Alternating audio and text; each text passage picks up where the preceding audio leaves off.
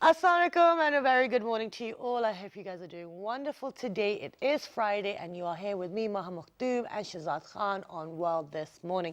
Shazad, we have a very important show today. And how are you, first of all? Assalamu alaikum. I'm absolutely perfect. Thank you very much for asking. And it's Friday. The weather outside is changing. Please, people, we have been saying it quite a long time now. Please make sure that you guys look after yourself. Please do not transit from a hotter temperature room to a very cold temperature I've room. been doing that and I've been getting sick. I've got a headache and fever today. Please don't do that, because last weekend when I was down and sick, I knew that how bad it felt to be at home over the weekend as well. So please make sure that you guys look after yourself. And today, yes, it is a very important day. Well, in fact, it's not today, but just because of the fact... show is important. Yes, the show is important, but just because of the fact that it's going to be 8th of October and we do not do shows over the weekends. So 8th of October is a very important day. It's National Disaster Awareness Day. And it dates back to, when in 2005 natural calamity struck us, and then we lost quite a lot of lives just because of the fact that there was quite a lot of damage, and then we weren't prepared for it as well. So so the figure of just for the people who were affected, there was about 3.5 million people at least that were affected by this national disaster. And it was not just in Muzaffarabad as well. I still have I have a story to share. Yeah. So back on 8th of October 2005, I think I was going to appear in one of my sessional exams in my university. So I was doing my bachelor's over here in Air University, and as I was just going up to my classroom, all of a sudden I could feel that the building started jolting and it's moving here and there, and it was almost very chaotic as people started shouting and running and whatnot. I still remember that the head of our department, I mean, he's very respectful for me, but then by the end, since his floor was on the 3rd floor, his office was on the 3rd floor, he was the first guy to run out of the university. And I was like, man, wow, if he can do it at this age and time, why can't we do it? So what we did was that we went out for the rescue as well, because we got to know that Magla Towers collapsed as well, and then we rushed over there. The entire public was there. People were coming in to help, but then it took us 11 to 12 days to get all of those bodies and people out from the rubble. Exactly, because this disaster that took place in 2005, the center was around Muzaffarabad in Azad Kashmir, and they say that apparently 70% of the casualties do belong there. But the thing is that the affected areas were KPK. There was so many areas that were affected. So as a country, we need to figure out what's the situation right now, what's being done. But we have been joined by some wonderful guests who are going to tell us exactly what the damage was, what's been done, and now going forward, how are we trying to reduce the damage? Exactly, because such natural calamities, obviously, you can identify the risk that this might happen, because Pakistan, we see floods every year as well. The preparedness is there. We're getting prepared for all of these natural disasters, but then at the same time, can we avoid these disasters if we know in time that this is something which is going to happen? Because we know that climate change is taking place as well. Islands are getting, there are no islands no more on the map as well. They're just, you don't know where they went. Yeah, and it's just because of climate change. So are we getting prepared? Because the solution to it is not doing what you do after the disaster. The solution to it is before the disaster and to get prepared. Absolutely. And the only reason that we are observing this day, which is on 8th of October, and it dates back in 2005 when the natural calamity struck us. It's a National Awareness Day, National Disaster Awareness Day, so that people within the society, they know what to do as well. There are different programs, there are different solutions. We've got panelists over here in the show, and they will talk about it. Exactly. So we have been lucky. We've been joined by Engineer Tahir Dar. He is a Chief Coordinator of Reconstruction for the Earthquake Reconstruction Rehabilitation Authority. Assalamu alaikum, good morning. Thank you so much for joining us. Besides Tahir Dar, we've been joined by Brigadier Fiaz Hussain Shah. He is the Director General of Projects for Earthquake Reconstruction Rehabilitation Authority. Assalamu alaikum, good morning. Thank you for joining us. Besides Brigadier Fiaz, we've been joined by Mr. Ahmed Kamal. He is a member of the Planning and Disaster Risk Reduction and a spokesperson for the National Disaster Management Authority. Assalamu alaikum, good morning. Thank you for joining us. Thank you very much for coming over. So I think we should start from the beginning, 2005. We've given a brief introduction, but sir, if you could tell us more exactly about what damage actually happened. Okay. It was Saturday, and tomorrow, 8th October, would also be Saturday, wow. Saturday, yeah. It was about 8:52 PST when this disaster, this earthquake hit Pakistan. And it was 7.6 on Richter scale. Yes.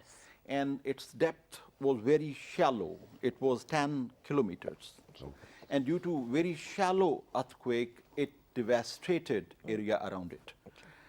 We suffered about 73,000 casualties, and 128,000 were seriously injured. 600,000 houses were destroyed. 3.5 million people were dislocated. And in different sectors, about over 5,000 schools were destroyed. Over 300 health facilities were destroyed. And then particularly in road and communication and bridges, over 2,300 kilometers road were destroyed. And likewise, every walk of life was affected due to this disaster. And it covered about 30,000 square kilometers in 9 districts. 4 districts of Azad Jammu and Kashmir, starting from Neelam, Muzaffarabad, Bagh, and Rawalakot, and 5 districts in KPK. Mansehra was the severely hit district, then Abbottabad, then Batgram, then Shangla, then Kostan. These were the 5 districts which were affected. Now, that was the time when we did not have any organization on ground to take care of it. And initially, Army went in, they took stock of the things, and the initial assessment was not a real assessment. We could not imagine what level of catastrophe has hit us. It took us time to really reconcile and come up with an assessment figures. Then we needed an organization which could undertake this mammoth operation of rescue, search, and relief, because this type of catastrophe cannot be managed without an organized outfit.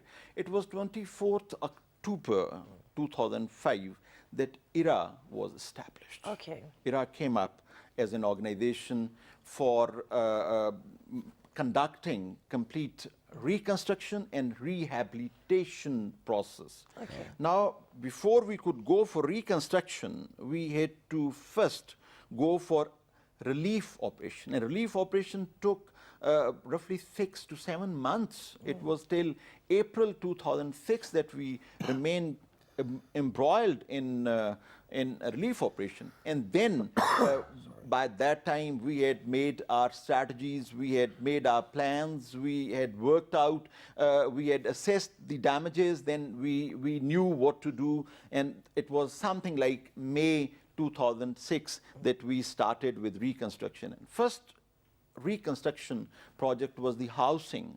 And housing, 600,000 houses could not have been managed by any organization. Then we took people on board and we gave them funding, and they constructed those houses. And that was a project which has been accepted by the world as a world class. Yes. And based on this, we got even an award, international award. Exactly, and we've had some of these people who worked on the housing on our show over the last few years as well. Okay, so let me move on to Sardar.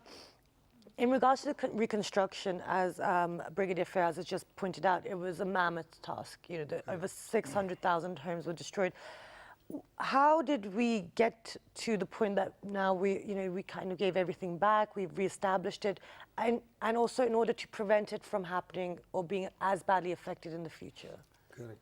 Basically, the first thing was to go for a safer construction, because earthquakes by itself, they don't kill people, they don't kill human beings or the livestock. It is the unsafe environment, the built environment. So the first target was to go for the building codes and the practices.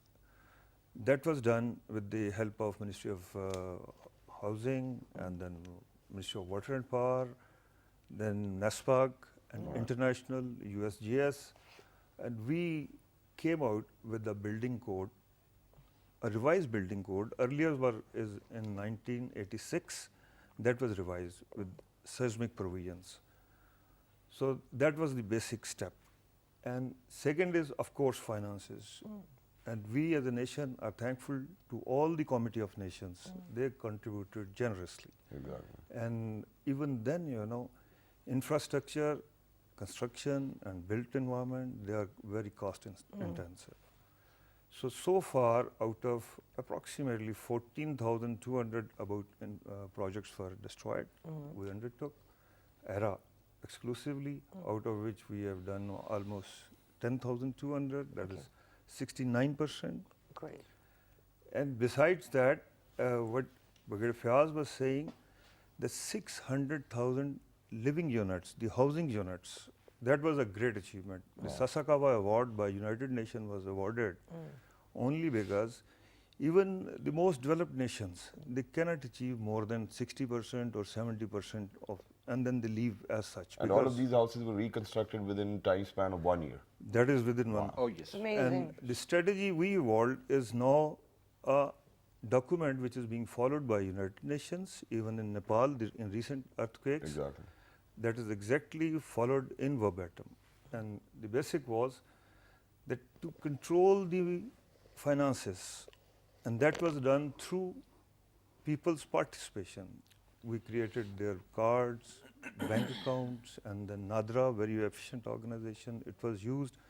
So whosoever came after survey, in which I would say the whole nation was united. Exactly. Army, civil service, the volunteers, Everybody the was there. NGOs, they all came together. Okay. So that was a unique example. And yes, No, that's a great deal, and it is indeed a unique example as well. But then, you know, we did lose all those lives as well. And I think that if this day we come together, we join hands, it is just because of the fact so that we can save those lives as well. So Ahmed Kamal Saab, moving on to you, since you're a representative of National Disaster Management Authority, what significance does this day hold for you, and what messages are we going to disseminate on this day, 8th of October? Bismillahirrahmanirrahim. Grateful for inviting in Thank you for coming for over. discussion on this program. Let me share with you that this day, the National Disaster Awareness Day, basically is the one that also desires that what progress that we have made, what preparedness that we are up to now. God forbid if we get into this similar situation again, what you can say wherewithal on ground that we have that can prevent us from devastation like Exactly. that. So I would like to share a bit on that. Sure. 2005 was a year when in January there was a paradigm shift decided by the United Nations in the form of Hyogo Framework for Action. 167 countries, they signed a protocol or a framework, meaning thereby that they are going to put more emphasis on a pre-disaster part of any emergency. That is much more emphasis on prevention, mitigation and preparedness. So once you are better placed here, then you are going to be better in response, and then the damage as a consequence will be less. And so rehabilitation and reconstruction will be not that a problem. So we basically put our emphasis on that. Initially, we had our institutions put in place like National Disaster Management Authority, you can say as a sequel to the Earthquake Rehabilitation and Reconstruction Authority. The Parliament gave it a legal status in 2010. Then we have our National Disaster Risk Management Framework formulated, which was placed in 2012 by our National Disaster Management Plan and Policy. Okay. The plan is a 10-year plan, and it speaks of a holistic preparedness, prevention, mitigation, and preparedness at a nationwide level, not only for earthquake, but for floods, landslides, tsunami, earthquake, and you can name all those natural disasters. By the grace of Almighty Allah, we are better placed now because our early warning system is, you can say, improved from a short term to a medium term, and we are working on the long term. Okay. We now have a comprehensive school-based disaster management framework ready. We are embarking upon a training of schools, teachers, as well as students with regard to how well the safety aspects are there. Great. But not only with regard to the structures, but also with regard to other disasters, including the terrorism and all that. Okay, so like evacuation, safety. Evacuation. Yeah. And let me also share with you a major, you can say, improvement made is in the context of placing on ground 9 warehouses countrywide. Initially, when it was in 2005 and then in 2010 floods, we used to put all response from Islamabad or Rawalpindi. Now there are warehouses in all over, you can say, all parts of the country. Let's say if there is any disaster in the lower part of Punjab, there is a massive or big warehouse in Muzaffargarh, from which a very short interval, you can say, intervention can be given to provide the relief and rescue. Great. Similarly, we have got urban search and rescue teams put on ground. 6 urban teams are there. One team of the also took part in the 2011 tsunami in Japan, Okay. as per the request by the government of Japan. Further to that, now we have got a good community-based disaster risk management regime put on ground. Okay. And this basically has been prepared based on the good practice that we got from the 2005 earthquake by virtue of good CBDRM implementation in the 5 districts in the 9 districts in KP and AJK. And we have also found that in 2010 floods, all those districts where this CBDRM projects was implemented through ERA and through that, you can say, effort, there the community role and the community response was much more profound and much more quick as compared to those where the communities were not, working on the CBDR. No, Okay. we will definitely talk about that as well, how the community is responding and how are people coming in as well. But now, Dasab, what I wanted to ask, just because, we are talking about rehabilitation over here, preparedness and mitigation, then it is very essential for us to know our geographical location and then what the stats would be. So wherever Pakistan is lying on the map or on this globe, what natural disasters are we most prone to? First of all, talking about earthquakes, we are in a very close proximity of Eurasian and Asian tectonic plates. Okay. The tectonic plates are almost 100 kilometer having depth, and they are having a collision. They're sliding over each other. So that is the most dangerous aspect. We are vulnerable to that.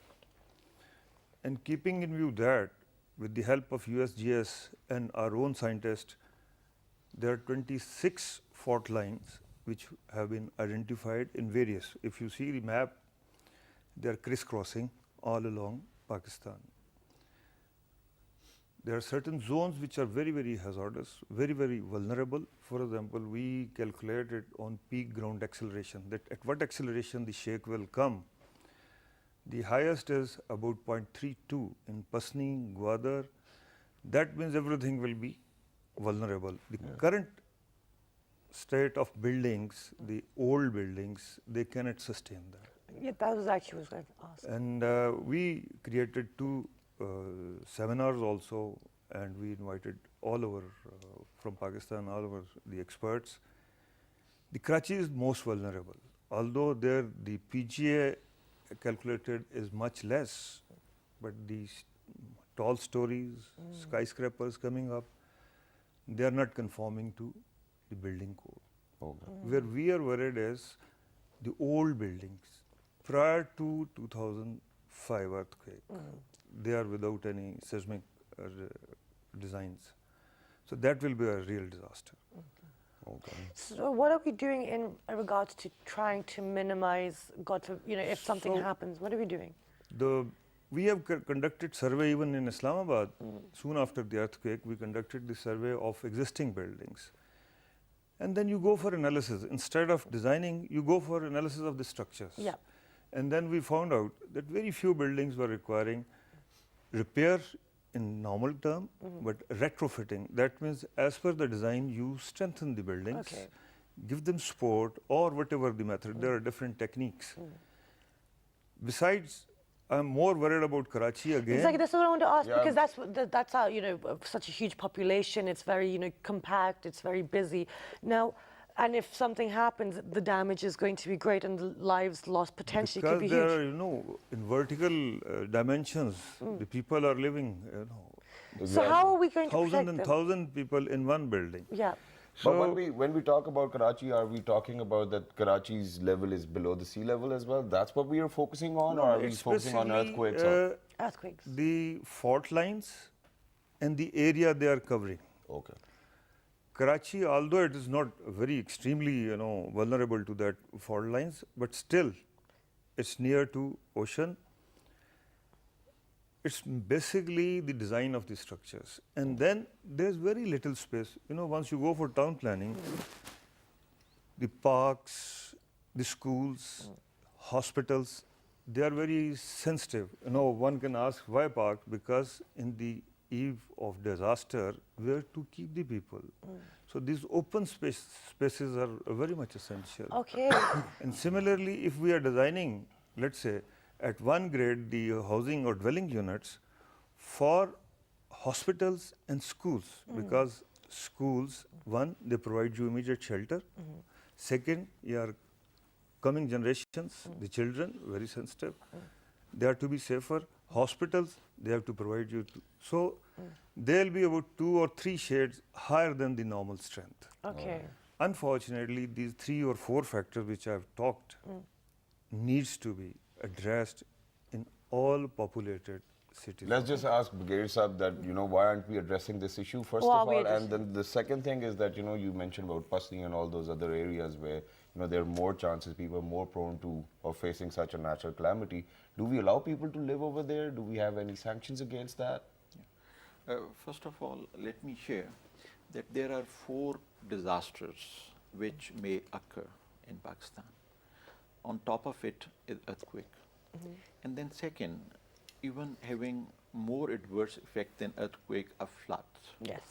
Because consecutively for last 4 to 5 years, we are experiencing flooding.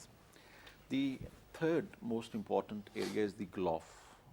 Sorry, the what? GLOF, glacial Okay. lake outburst flooding. Okay. And the fourth are the slides. If you see in these 4 areas, we had been experiencing these disasters, and its intensity has increased since 2005. Now, first we take earthquake. That how do we manage quality construction? There are 5 things which we need to take care. First of all, we need to go for building codes.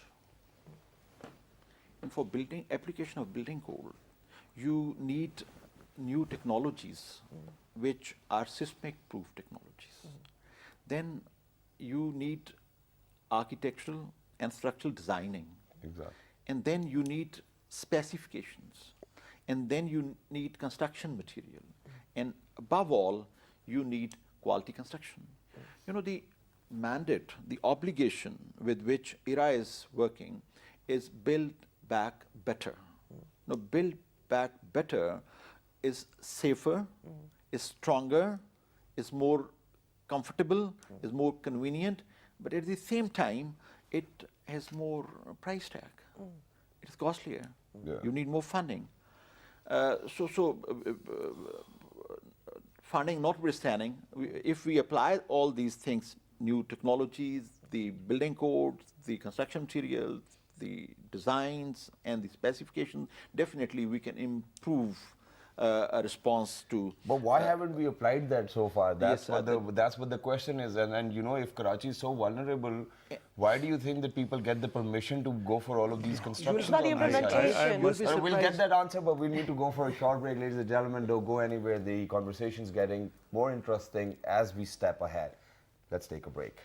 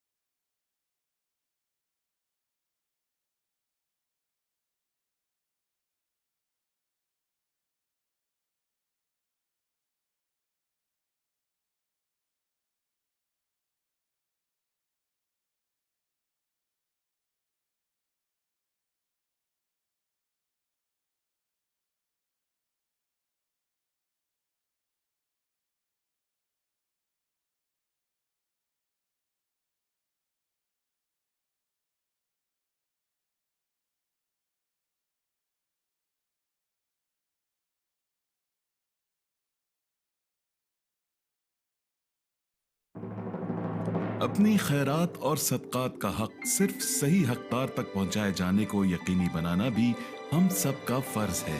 Internet और mobile के जरिए online रकूम की अदायगी में भी एहतियात लाजमी है, क्योंकि जरूरी नहीं कि हर ऑनलाइन चैरिटी की वेबसाइट कोई मुस्तनद और अमन पसंद इदारा ही चला रहा हो।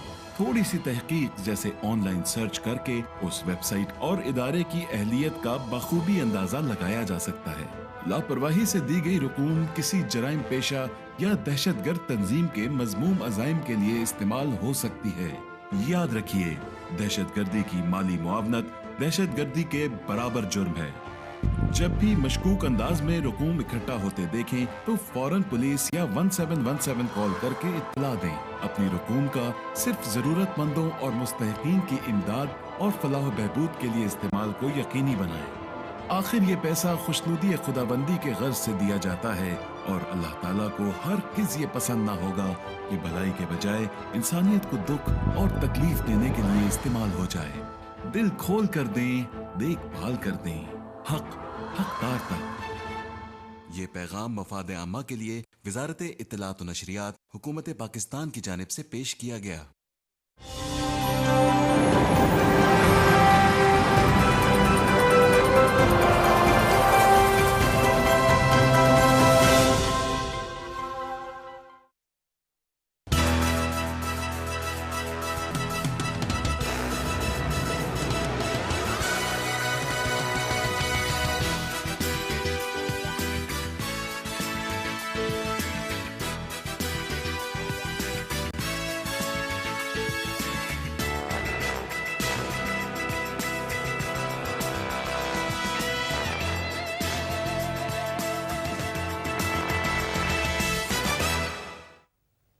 Welcome back, everyone. And today we are actually observing National Disaster Day, which is tomorrow. But today we wanted to highlight it because it's so important within Pakistan, especially after all the natural disasters that happen within Pakistan. Since 2005, we had the earthquake, and then every year since 2010, there's been flooding. But before the break, Shahzad asked a very important question about, if these areas are so dangerous and prone to natural disasters, why are people allowed to still live there? And how can we stop them?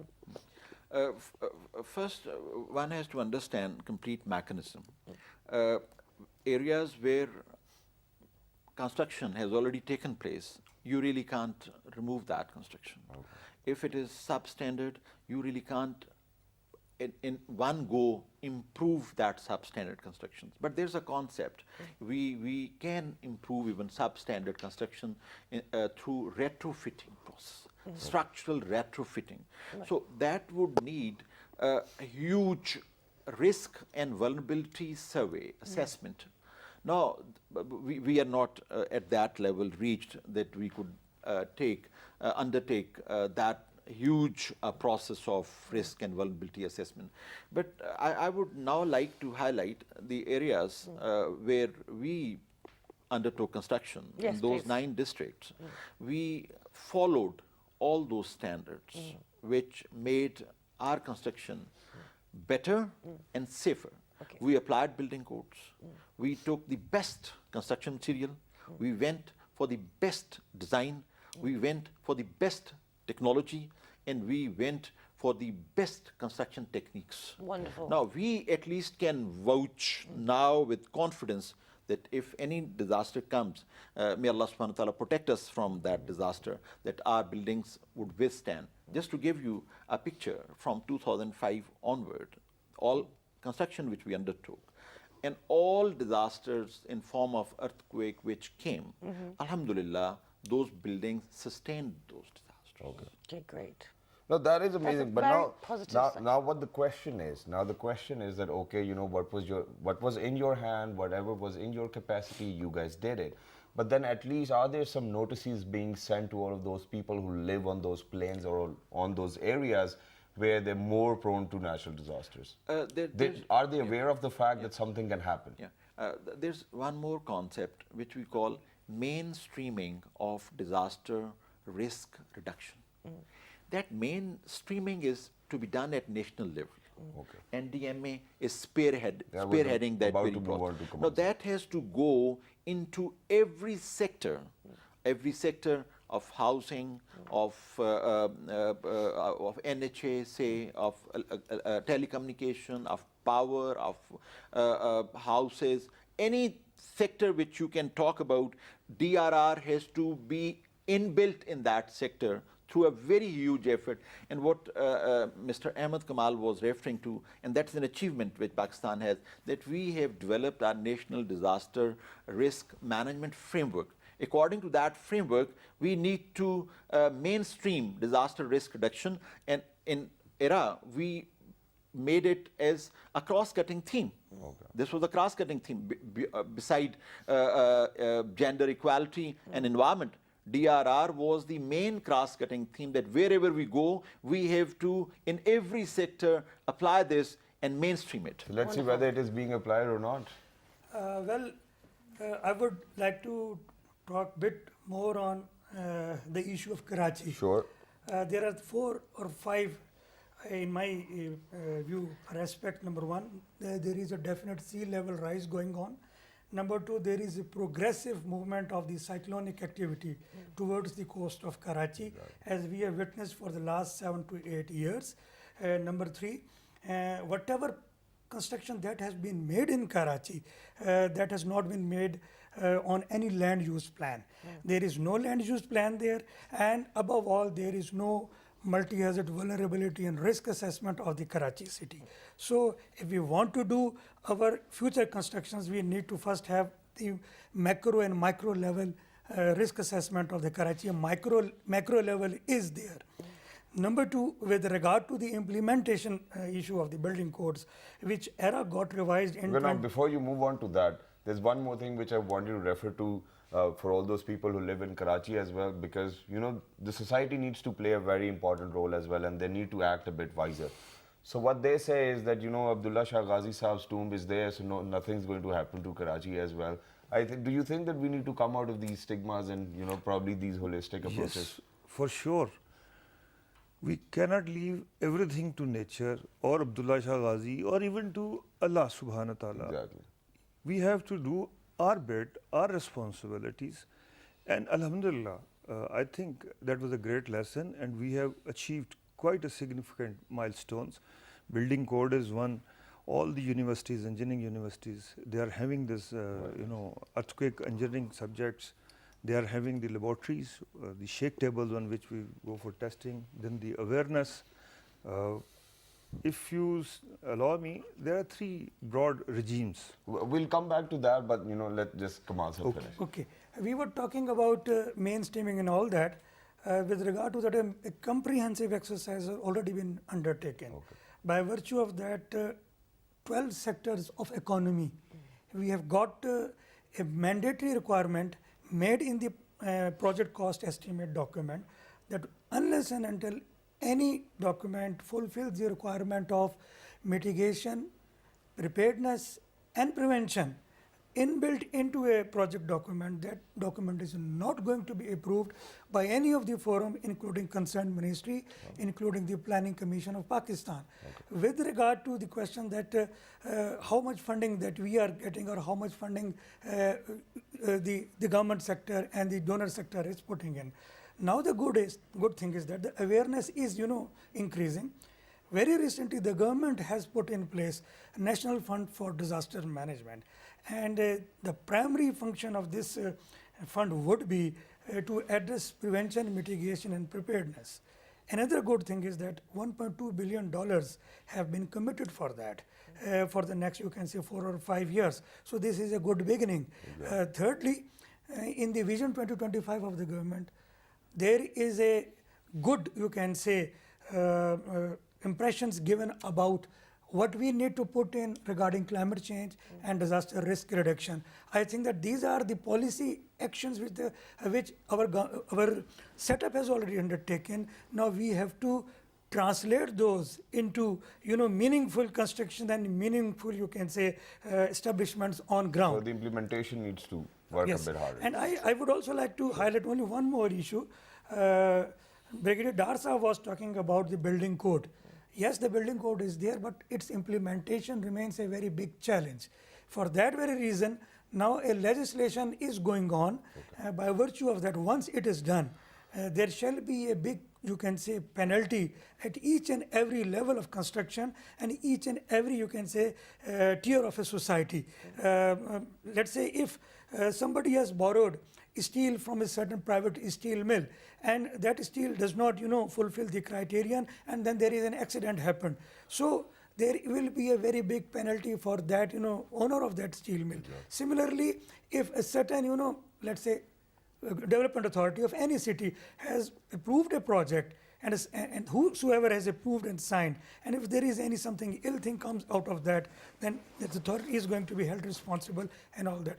Implementation is much more important, and that is not only the responsibility of the state, it is responsibility of all the state organs, federal government, provincial government, everybody needs to play and their the role. district government, and above all who basically are getting benefit out of it. Okay, Exactly. great. And so, yes, sir. No, in fact, I want to add on, it is not, government, we shall always look towards government, that they'll be funding, they'll be having these strategies. Even for ERA, it will be at the cost of many other development projects. The best thing is inculcate individuals' responsibility, citizens' responsibility.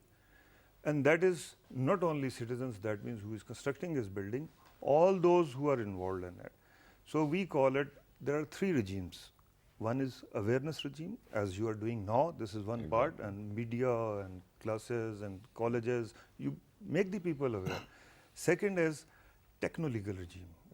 That's what one part, that is techno-legal regime, is we have made the building code, know how to implement. I'm sorry to differ with him because it is already legalized, building code. Pakistan Engineering Council is a statutory regulatory body. They have made it mandatory that this building code is to be followed. Now how to check it, the consultants, maybe engineering consultant or the architects, they have to follow. Then once we review their designs, if there is deficiency, we get it rectified. Even then, if it goes unnoticed, then there is a penalty, he says. So that is techno-legal regime.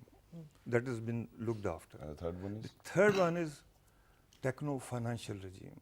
Unfortunately, I personally believe that till the time it is not imposed, everything will be tipsy-turvy. Techno-financial regime is, for example, if one is constructing a house, it shall be legally insured. Like life-saving, we go for insurance. Exactly. You get the house, the design, everything insured. There will be 2 things. God forbid a disaster occur, it will not be on the state, a huge burden to reconstruct. They are the companies, insurance companies. They'll look after. Very beautifully said, but then Interesting. at the same time, there's one more thing which I wanted to share with all our amazing viewers who are out there. Most of the time what happens is that all of these processes, all of these litigations, and then all of these legal processes, they are there. But then half of the time we as individuals, we want cheaper ways to fund our, probably houses, and we might look for other cheaper materials to construct our houses as well. You who's the decision maker of the house are not at home all day long. It's your kids and it's your family. Please make sure that just to save a couple of bucks, you please do not do that, because that'll be, I think that's something which you would think about You'll regret it. 24/7, that my family is not safe under a shelter which I built just because of the fact that I wanted to save a bit of money. Yeah. Please follow these standards. These standards are there to save you. Exactly. It's not for their betterment, it's not for our betterment. We are doing this show for your own awareness. Please make sure that you follow those standards. So Brigadier Fairs, I mean, whatever we've just been talking about, how now, tomorrow is the day, it's the anniversary of 2005. What would you like to see now happening? And how can people actually help you with, fulfilling all of these things? I think Pakistan has taken steps in right direction after 2005 earthquake. We didn't have any framework to operate. We didn't have any framework to manage disasters. The introduction, approval, and institutionalization of national disaster risk management framework by Pakistan is an achievement, and a positive step in that direction. Now we have established all organs on ground at national level, at provincial level, at district level, and even at the SEAL and Union Council levels. Wow. Now, what we need at present is that we need to synergize this effort. That synergy we are still lacking. Okay. This number one. Number two, we need to integrate that to create that synergy in which NDMA has to play a major role, and then the PDMAs at provincial levels, they have to play a major role. And we need to bring inclusive approach. In inclusive approach, all national, provincial, district, tehsil, union council organs are to be integrated, and then the communities need to be brought on board. Absolutely. Without communities, we will not be able to attain those standards which we are looking at in our region. Amazing and beautifully said, Kamal Saab. Any last words you want to wrap I up think the show that with? Brigadier Saab has done justice with what what he has stated. I would only add to that as a nation we have experienced so many disasters and we have learnt a lot from them. I think that now this is the time to get into action. So many documents and so many studies have been made. We need to put in some practical things on ground. Very nice. Great. Thank you very And much. So you want to say something? No, Last Last word. I words. must say that it is an ongoing process. I would not say that we were not, backward country, that we were unaware about the earthquakes. We were. We had the building code, we had the technical people, we have the scientists. The only thing is the We just woke up. disasters, every day the risk is increasing due to certain factors, global warming, tectonic plates. So it is a process which will continue and we are on the right path. Great. Amazing that is. Thank you so much for your time, and it's very important that you guys were here. Thank you so much. So, guys, I hope you guys took something from the show. It's really important, like Shahzad said. I think they said everything, so I've got nothing to say. But at the end of the day, it's our responsibility to make sure that we are aware of what actions are being taken, what legislation is in place to protect us, that if something goes wrong, we can turn to the legal system and make sure that we follow through with it. And I'm going to reiterate what I said earlier. And please, people, it's by the end of the day, it's us who go bribe all of those developers and investors and tell them to, Cut probably corners. make things easier for us. Please don't do that. All of these things are in shape, in place. We look forward to the government. They've done a beautiful job, an amazing job. These departments are up and running. They have their planning and policies in shape. Please make sure that you do not leave a loophole, which will definitely come from your side in the days to come. Please be careful about it. Don't forget to write to us on our Facebook fan page, which is with the name of Well, this morning. on Twitter, Well, this morning without a G. on Daily Motion and YouTube. Well, this morning. And this fabulous repeat is going to be at 11:05 p.m. this evening. Exactly. Have a wonderful weekend, and we will see you bright and early on Monday. So till the next time, 1, 2, 3, it's a good morning.